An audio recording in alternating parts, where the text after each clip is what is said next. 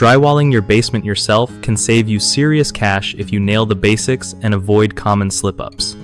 Okay, so first off, spacing your screws less than 12 inches apart on the ceiling and less than 6 inches near edges is solid. It keeps everything tight and sturdy. Keeping wall studs 16 inches apart is standard and works great for hanging drywall sheets without sagging, cutting drywall holes for wires or outlets. Your jigsaw and oscillating cutter are perfect for clean cuts. Just make sure to measure twice before cutting once, because patching those spots later is a headache. Using a drywall saw for tricky corners is smart too, especially when you're working around pipes or weird angles. Don't forget to score the drywall paper lightly with a utility knife before snapping sheets. It makes cleaner breaks and less dust. A T-square helps keep your cuts straight, which saves time and frustration later. If you want to make things easier, consider renting or investing in a drywall lift to hold sheets up while you screw them in.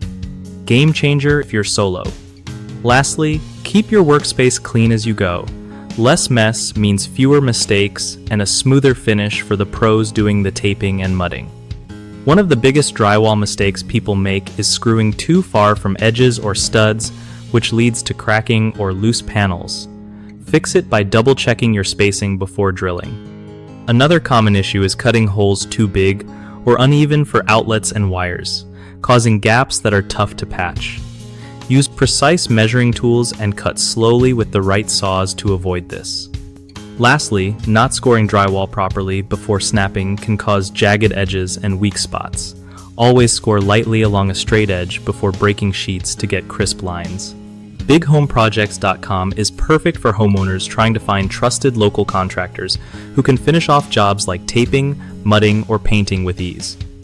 At the same time, it helps contractors connect with folks needing quality work, making that whole process way less stressful for everyone involved.